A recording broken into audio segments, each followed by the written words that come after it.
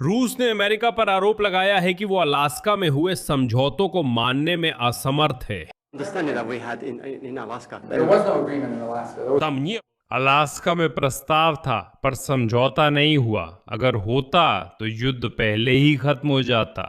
America के विदेश विभाग ने कहा यूक्रेन इस युद्ध में जीत रहा है। डोनाल्ड ट्रंप ने कहा जेलेंस्की अच्छा काम कर रहे हैं और अपनी स्थिति बनाए हैं। एंकरेज में ट्रंप और पुतिन के बीच कोई समझौता नहीं हुआ, ये अमेरिकी विदेश मंत्री मार्को एल्बर्ट ने स्पष्ट किया। सिर्फ एक दिन में वॉशिंगटन ने अचानक अपनी नीति बदल दी और कहा कि अभी तुरंत यूक्रेन का समर्थन करना चाहिए और रूस पर अधिकतम दबाव डालना चाहिए, क्योंकि इसी समय यूक्रेन ने मोर्चे पर निर्णायक स्थिति बना ली है। अमेरिकियों ने नोट किया कि यूक्रेन ने रूस को मोर्चे की रेखा के बजाय गहराई में हराने का फैसला किया है और अब इसका असर दिख रहा है। यह भी सामने आया है कि यह खास मकसद के अनुरूप है। पश्चिमी सैन्य सिद्धांत के अनुसार व्लादिमीर जेलेंस्की ने क्रीमिया में विनाशकारी सैन्य अभियान की घोषणा की, जिससे व्लादिमीर पुतिन शांति के लिए मजबूर होंगे, और इशारा किया कि क्रीमिया पर इस अधिकतम दबाव की रणनीति पर फ्रांस में हुए उसी G7 शिखर सम्मेलन में सहमति बनी थी। आज पता चला कि नबर्न स्पिट पर यूक्रेनी झंडा पहरा रूसियों ने पूरे क्रीमिया में अपनी सेनाएं पीछे हटानी शुरू कर दी। बिजली काट दी गई है और तथाकथित क्रीमिया प्रशासन ने रूस के साथ रेलवे संपर्क बंद कर दिया है। इसी समय रूस डोनाल्ड ट्रंप से समर्थन के मामले में इनकार के चरण से गुजर रहा है, जैसा कि रूसी विदेश मंत्री सर्गेई लावरोव ने किया। आज क्रेमलिन ने कहा कि व्लादिमीर पुतिन को यकीन नहीं है कि ट्रंप ने रूस में यूक्रेनी हमलों का समर्थन किया।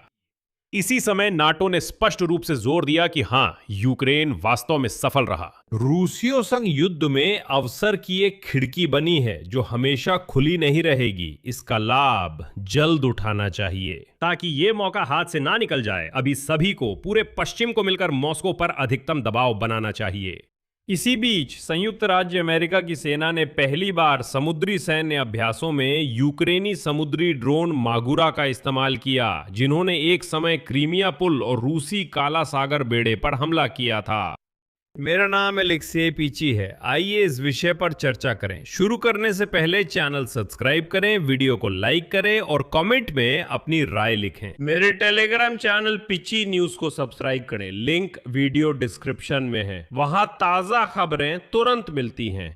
ये थी भूमिका। अब आइए हर चीज को समझते हैं और इन सभी खबरों को क्रमवार रखते हैं, क्योंकि ये सभी आपस में जुड़ी हुई हैं। तो अमेरिकी राष्ट्रपति डोनाल्ड ट्रंप की प्रशासन ने सिर्फ एक दिन में ही रूसियों को चौंका दिया और सच कहूं तो यूक्रेनियों को भी। वहां आखिरकार पहली बार साफ साफ कहा गया कि जिस एंकरेज की भावना की रूस वाले लगभग एक साल से बात कर रहे थे, वो असल में है ही नहीं। डोनाल्ड ट्रंप और व्लादिमीर पुतिन ने पिछले अगस्त अलास्का में कोई समझौता नहीं किया था, जिसे प्रशासन ने सार्वजनिक रूप से स्वीकारा। डोनाल्ड ट्रंप के पूरे प्रशासन की ये सार्वजनिक स्वीकारोक्तियां दिखाती हैं कि हालात अचानक यूक्रेन के पक्ष में बदल रहे हैं और साफ है कि पर्दे के पीछे कुछ न कुछ चल रहा है और कुछ खास छुपे हुए समझौते हैं जो ठीक एक हफ्ते पहले एवियान में हुए G7 शिखर सम्मेलन में किए गए थे। आइए सब कुछ क्रम से समझते हैं। यह साफ है कि G7 शिखर सम्मेलन के बाद ट्रंप और उनकी टीम का रुख कम से कम सार्वजनिक रूप से यूक्रेन के प्रति बदल गई है। यह सिर्फ यूक्रेन की रक्षा बलों की वजह से है जो रूस के अंदर बड़े पैमाने पर हमला कर रहे हैं और क्रीमिया को अलग थलग कर रहे हैं। इससे पहले यह पता चला था कि व्लादिमीर जेलेंस्की के साथ डिनर के दौरान डोनाल्ड ट्रंप ने उनसे कहा कि वो रूस के भीतर लक्ष्यों पर यूक्रेनी हमलों की मुहिम से गहराई से प्रभावित हैं और उत्साह से भरे हुए हैं। इसीलिए ट्रंप ने जेलेंस्की को और साहसिक तरीके से काम करने की सलाह दी, क्योंकि ट्रंप सिद्धांतों का सम्मान करते हैं, ताकत के जरिए शांति। अगर यूक्रेन रशियों को ताकत दिखा सकता है तो ट्रंप मानते हैं कि उसे जरूरी तौर पर ऐसा करना चाहिए। और ये तो बस शुरुआत थी। मुझे यकीन है कि आपने ये सब सुना होगा, लेकिन ये सिर्फ शुरुआत थी। संयुक्त राज्य अमेरिका के विदेश विभाग ने कहा है कि उनका मानना है कि यूक्रेन ऐसी स्थिति में है जिससे वो रूस के खिलाफ युद्ध में अपनी बढ़त की बात कर सकता है। इस पर अमेरिकी उप विदेश मंत्री जेरेमी लेविन ने बयान दिया। उनके अनुसार यूक्रेन युद्ध के नए चरण को दर्ज करने के लिए लगातार काम कर रहा है और फिलहाल विजेता की स्थिति में है और आगे उनकी उद्धरण है। अभी हम ऐसी स्थिति में है कि यूक्रेन सच में युद्ध जीत रहा है। अमेरिका के उप विदेश मंत्री ने पिछले वर्षों की तुलना में बदलाव पर ध्यान दिलाया। उन्होंने कहा कि पहले यूक्रेनी सैनिक सर्दियों का इंतजार करते थे जब रूसी सेना धीमी हो जाती थी, इसी कारण वे जीत गए थे। यूक्रेनी बल अपनी तरफ से सक्रिय चरण में चले जाते थे। हालांकि अब इसके विपरीत, अब रूसी संघ ही ठंड के आने की उम्मीद कर रहा है, जबकि यूक्रेन साल के किसी भी समय अपना दबाव बनाए रखता है। लेविन ने यह भी याद दिलाया कि कठिन सर्दियों की परिस्थितियों में भी यूक्रेन घटनाओं की दिशा बदलने और रूस के भीतर बुनियादी ढांचे पर हमले करने में सक्षम रहा। इसके अलावा उन्होंने रूसी तेल के खिलाफ प्रतिबंध नीति की संभावित पुनर्समीक्षा का भी उल्लेख किया। उन्होंने कहा कि फिलहाल मध्य पूर्व में हार्मुज जलडमरू मध्य खुला है और वैश्विक बाजार में तेल की कमी नहीं है, इसलिए रूसी तेल पर लगाए गए प्रतिबंधों की फिर से समीक्षा की जा सकती है और अधिकतम सख्ती से प्रहार किया जा सकता है। दूसरी तरफ वे कहते हैं कि यूक्रेन की सशस्त्र सेनाओं की कार्रवाइयां उन्हें यह सोचने का कारण देती हैं कि यह प्रतिबंध लागू करना रूसी अर्थव्यवस्था पर सिर्फ एक और अतिरिक्त प्रहार होगा। और वैसे यूरोप की बात करें तो चलिए थोड़ा सा विषयांतर करते हैं। यूरोप ने भी सक्रिय रूप से कदम उठाने शुरू कर दिए हैं। फ्रांस ने आज एक और रूसी छाया बेड़े का टैंकर जब्त किया है और ब्रिटिश, जिन्होंने हाल ही में रूसी छाया बेड़े का ऐसा ही टैंकर जब्त किया था, उन्होंने तय किया कि इस जब्त किए गए टैंकर पर मौजूद तेल को बस बेच सकते हैं। अंतरराष्ट्रीय कानून के अनुसार ये तेल अवैध है और किसी का नहीं है। वे कहते हैं हम इसे बेचकर पैसे कमाएंगे। लेकिन माफ कीजिए, आइए ट्रंप पर लौटते हैं। ठीक उसी समय, बस कुछ ही घंटों बाद, जब अमेरिका के उप विदेश मंत्री ने यह बयान दिया कि यूक्रेन जीत रहा है, संयुक्त राज्य अमेरिका के राष्ट्रपति डोनाल्ड ट्रंप ने जंगली रूस के साथ युद्ध में यूक्रेन के राष्ट्रपति व्लादिमीर जेलेंस्की की कार्रवाइयों की सराहना की। आगे डोनाल्ड ट्रंप का उद्धरण है, जैसे भी हो उसके लिए सब अच्छा होना चाहिए। वो डटा है। दोनों तरफ कई लोग मारे जा रहे हैं, लेकिन मुझे लगता है वो अच्छा काम कर रहा है। ट्रंप ने यह बयान नेटो के महासचिव मार्क रियूटे के साथ प्रेस कॉन्फ्रेंस में दिया और ट्रंप ने जोड़ा कि जेलेंस्की बहादुर हैं, ये कहते हुए कि उनके पास उद्धरण बेहतरीन सैन्य उपकरण है, बेहतरीन लोग हैं और असली लड़ाके हैं। क्या आपको लगता है राष्ट्रपति जेलेंस्की जीत रहे हैं, वो अच्छा कर रहे हैं? चाहे जैसे भी देखें वो अच्छा कर रहे हैं और अपनी जगह टिके हैं। दोनों तरफ कई लोग मर रहे हैं, फिर भी वो अच्छा कर रहे हैं। मैं याद दिला दूं, ट्रंप ने फ्रांस में G7 सम्मेलन में जेलेंस्की से मुलाकात की थी, जबकि कई मीडिया ने कहा था कि ऐसी मुलाकात नहीं होगी। और जैसा कि फाइनेंशियल टाइम्स के सूत्रों ने बताया, अमेरिकी राष्ट्रपति यूक्रेन के रूस पर हमलों से बेहद प्रभावित और उत्साहित थे और उन्होंने इस बारे में यूक्रेनी राष्ट्रपति के साथ लंबी बातचीत की। यह वाकई उन्हें हैरान कर गया। वो कहते हैं, आप तो ऐसा भी कर सकते हैं, आप इस तरह से रूसी बुनियादी ढांचे को तबाह कर सकते हैं और पुतिन इसका कुछ भी नहीं कर सकते। इसीलिए ट्रंप ने जेलेंस्की को रूस के खिलाफ और साहसिक कदम उठाने को कहा। वहीं ब्लूमबर्ग से बात करने वालों ने कहा कि अब अमेरिका के राष्ट्रपति और उनके सहयोगी मानते हैं कि मॉस्को युद्ध के मैदान में जीत हासिल नहीं कर सकता और कीव की स्थिति मजबूत हो रही है। और इसके बाद जेलेंस्की ने कहा कि G7 शिखर सम्मेलन में भागीदारों द्वारा वादा की गई मदद मिलने से कीव ये करने में सक्षम होगा। ऐसे हालात बनाए जा सकते हैं जिससे रूस शांति चुनने पर मजबूर होगा। उन्होंने ये भी कहा कि यूक्रेन की सशस्त्र सेनाओं द्वारा क्रीमिया को लेकर की जा रही कार्रवाई, जिसमें प्रायद्वीप को रूस से आपूर्ति से काटा जा रहा है, पूरी तरह से सोची समझी है और इसका उद्देश्य मॉस्को पर दबाव बनाना है। और आगे मैं जेलेंस्की का उद्धरण पेश करता हूं। हमारा अभियान खासकर क्रीमिया को लेकर पूरी तरह सोच समझकर किया गया है और इसका संचालन इसे साबित करता है। अगर वही चीज जिसके बारे में हमने G7 के तहत अपने साझेदारों के साथ सहमति बनाई है यूक्रेन के पास आ जाती है और ये हमारे साझेदारों के फैसले पर निर्भर करता है, तो हम तुरंत ऐसे हालात बना देंगे जिसमें रूस को शांति चुनने के लिए मजबूर होना पड़ेगा। हम साझेदारों से सकारात्मक जवाब की उम्मीद कर रहे हैं। वे जानते हैं कि बात किस बारे में है। अभी हमारे सैनिक यूक्रेन के अस्थायी रूप से कब्जे वाले इलाकों और रूस की जमीन पर रूसी युद्ध के लिए उपयोगी चीजें नष्ट कर रहे हैं, वो चीजें जो इस युद्ध और रूसी आक्रामकता को संभव बनाती हैं। यानी जेलेंस्की ने आखिरकार रहस्य से थोड़ा पर्दा उठाया। G7 शिखर सम्मेलन में एवियन में निश्चित रूप से यह निर्णय लिया गया था कि पुतिन पर दबाव डालने के लिए सैन्य तरीकों का इस्तेमाल किया जाएगा। इसका मतलब है कि यूक्रेन अपने साझेदारों को यह समझाने में सफल रहा कि अगर वे अपनी तरफ से पर्याप्त मदद करेंगे और डोनाल्ड ट्रंप इसमें रुकावट नहीं डालेंगे, तो यूक्रेन की सशस्त्र सेनाएं खुद ऐसे हालात बना देंगी जिनमें व्लादिमीर पुतिन हथियारों से लैस शांति की तलाश करने के लिए मजबूर हो जाएंगे। पश्चिम ने सहमति जताई है और ट्रंप ने भी विरोध नहीं किया, बल्कि कहा कि जेलेंस्की के लिए हालात काफी अच्छे चल रहे हैं।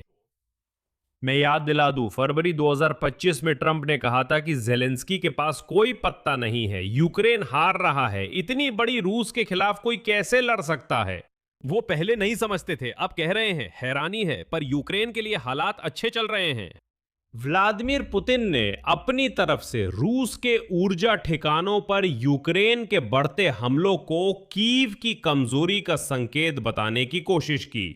अब कम समझदार रूसी सच में मानते हैं कि यूक्रेन का मोर्चे पर हाल बुरा है, इसलिए उन्होंने पीछे हमला करने का फैसला किया। लेकिन यहां यह समझने के लिए कि क्या हो रहा है, औसत रूसी नागरिक से थोड़ा ज्यादा दिमाग होना चाहिए।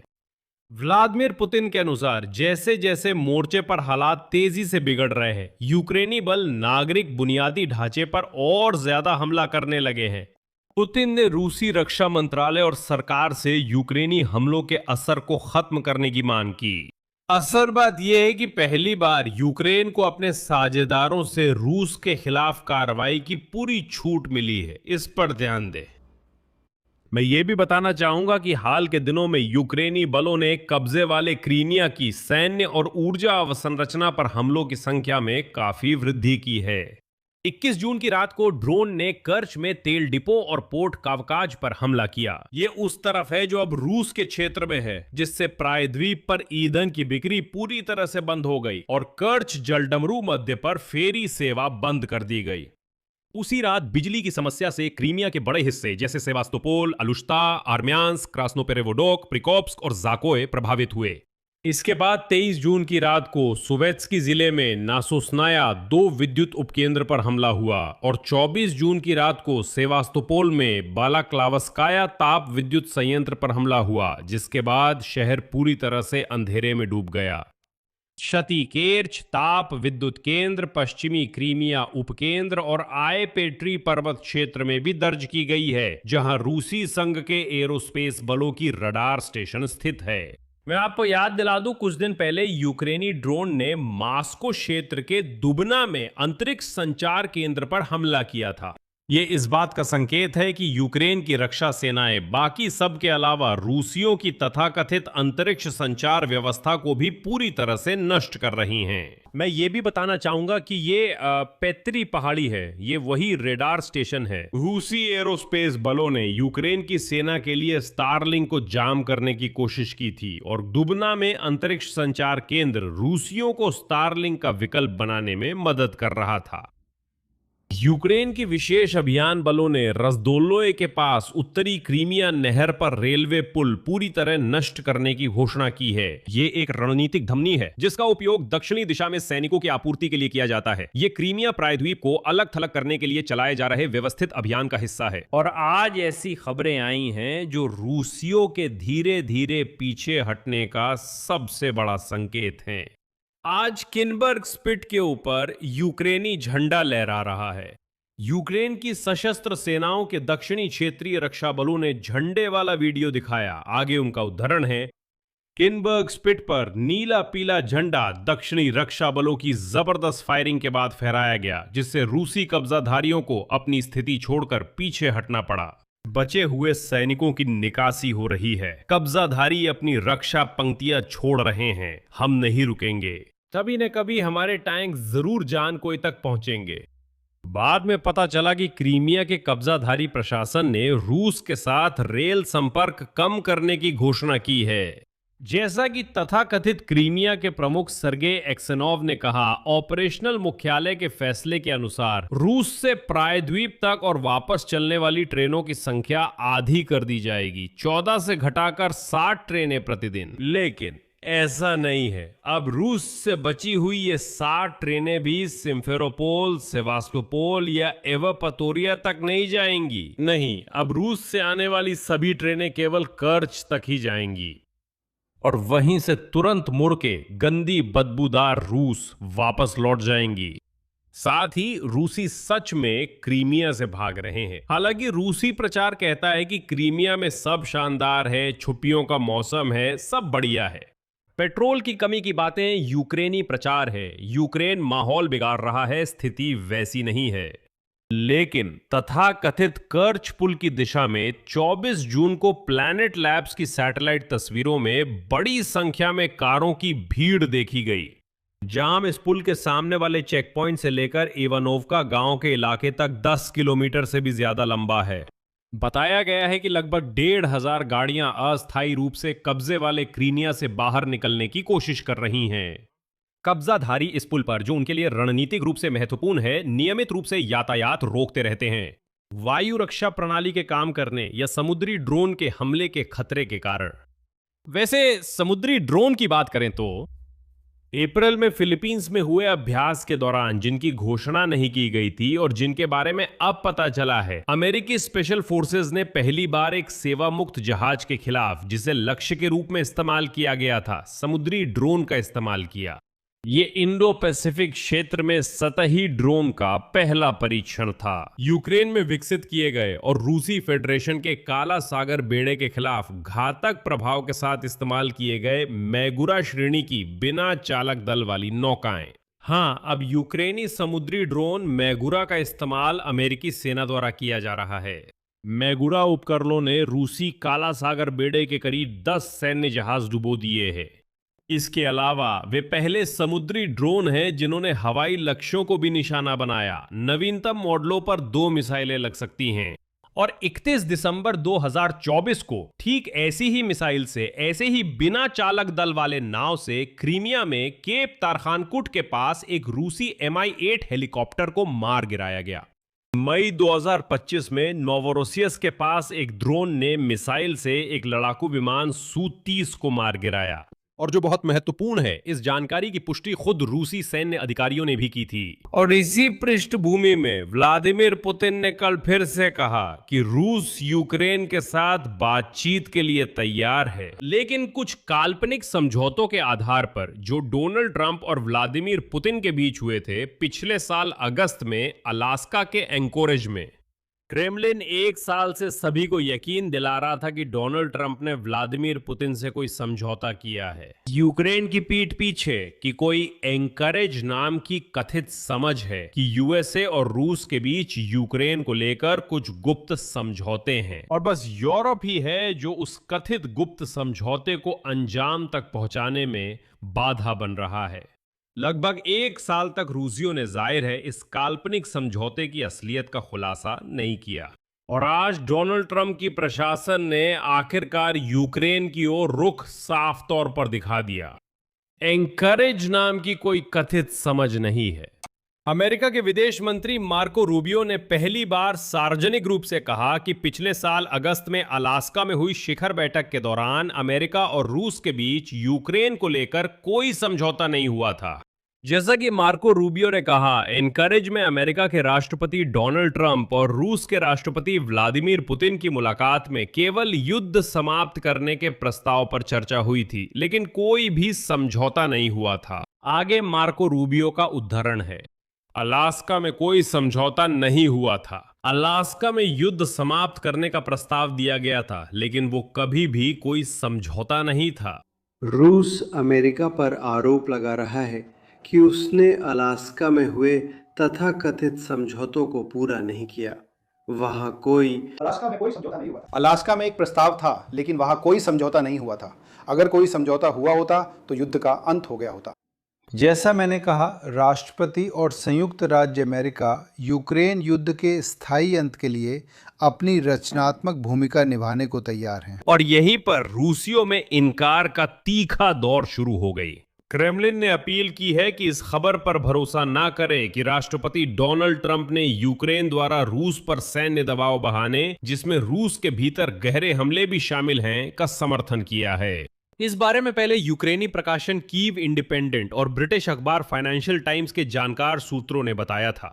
आज पुतिन के प्रवक्ता दिमित्री पेस्कोव ने कहा, यूक्रेनी मीडिया पर भरोसा नहीं किया जा सकता। ये पहली बात है। दूसरी बात, हमने हाल ही में श्री ट्रंप का बयान सुना था कि जब ईरान को लेकर चल रहा विवाद खत्म हो जाएगा तो वो फिर से यूक्रेन संकट के समाधान के लिए प्रयास करने वाले हैं। मॉस्को में वॉशिंगटन के साथ इस संवाद के आगे भी जारी रहने की उम्मीद है। और आप जानते हैं, इसमें पेस्कोव सही है। डोनाल्ड ट्रंप अब ईरान युद्ध के बाद रूस के यूक्रेन के खिलाफ युद्ध खत्म करने के मुद्दे पर लौटे हैं। अब वैसे नहीं जैसा रूसियों ने चाहा था। और मॉस्को में, जैसा कि पेस्कोव कहते हैं, वॉशिंगटन के साथ संवाद जारी रहने की उम्मीद की जा रही है, इस उम्मीद में कि स्टीवन विटकोव, जैरेड कुशनर फिर से किरिल दिमित्रियेव पुतिन के दूत से मिलेंगे। वे फिर यूक्रेन पर दबाव डालने की कोशिश करेंगे। ट्रंप फिर कहेंगे कि दबाव कीव पर हो, मॉस्को पर नहीं, लेकिन ऐसा नहीं होगा। वॉशिंगटन की स्थिति बदल रही है। अब काफी कुछ इस पर निर्भर करेगा कि यूरोप आगे क्या करता है, लेकिन मॉस्को इसे स्वीकार नहीं कर सकता। और क्रेमलिन में तो बस इस बात पर यकीन ही नहीं हो रहा कि डोनाल्ड ट्रंप वाकई व्लादिमीर पुतिन के बीमार अहंकार की सेवा ना भी करे। क्रेमलिन को अभी भी उम्मीद है कि डोनाल्ड ट्रंप को मनाकर कीव पर दबाव डलवाया जाए और यूक्रेन के रूस में गहरे हमलों को रोका जा सके। यूक्रेन अपने लंबी दूरी के हमले रोकना नहीं चाहता, क्योंकि ये अब उसकी रणनीति बन चुकी है। ये कोई महज सामरिक चाल नहीं है। वॉल स्ट्रीट जर्नल आज लिखता है कि रूस में दावा है कि कब्जाधारी मोर्चे पर वे तेजी से बढ़ रहे हैं और यूक्रेन थकावट की जंग नहीं जीत सकता। हालांकि यूक्रेन की रक्षा बलों की हालिया कार्रवाइयां इन बातों पर बड़ा सवालिया निशान लगाती हैं, क्योंकि मध्यम दूरी के ड्रोन उनके लिए नई सैन्य रणनीति का सार बन गए हैं। जैसा कि प्रकाशन के विश्लेषक दावा करते हैं, इस समय कीव का मुख्य लक्ष्य रूस को पीछे से हराना है, न कि मोर्चे पर। पश्चिमी सैन्य सिद्धांत में इसे एयर इंटरडिक्शन भी कहा जाता है। तो इस सिद्धांत का मूल उद्देश्य रूसी मोर्चे को समर्थन देने वाले सहायक कार्यों को नष्ट करना, बाधित करना, भटकाना और विलंबित करना है। इसके लिए यूक्रेन की सशस्त्र सेनाएं मध्यम दूरी के ड्रोन का उपयोग करके कमांड पोस्ट, संचार लाइनों, गोला बारूद और ईंधन के भंडार, ड्रोन नियंत्रण केंद्रों, लॉजिस्टिक केंद्रों और रिजर्व बलों पर हमले करती हैं। इसके साथ ही कीव गहरे हमलों की संख्या बढ़ा रहा है, यानी रूस के भीतर सैन्य और ऊर्जा ठिकानों पर गहराई में हमले कर रहा है। नतीजतन क्रेमलिन को यह तय करने के लिए कठिन फैसले लेने पड़ रहे हैं कि वायु रक्षा प्रणाली कहां तैनात की जाए और किन स्थानों को खुला छोड़ दिया जाए। इस रणनीति का सबूत है कि ज़ेलेंस्की ने हाल ही में कहा, रूस अब अपनी वायु रक्षा प्रणाली मॉस्को के पास लाने की कोशिश कर रहा है। इससे फ्रंट के हिस्से, रूस और कब्जे वाले यूक्रेन के इलाकों में कई अहम सैन्य और ऊर्जा प्रतिष्ठान असुरक्षित हो रहे हैं। फ्रंट पर अब यूक्रेन की रक्षा बलों के पास भी ज्यादा कम दूरी वाले ड्रोन हैं। और युद्ध अध्ययन संस्थान ने यह भी बताया है कि कुल मिलाकर इससे एक ऐसा ऑपरेशनल असर देखने को मिल रहा है जो हमने पहले इतनी बड़ी मात्रा में नहीं देखा था। इसके अलावा विश्लेषकों ने देखा है कि इस समय कीव अपने सभी क्षेत्रों की कब्जा मुक्ति के लक्ष्य की ओर एक मध्यवर्ती चरण से गुजर रहा है।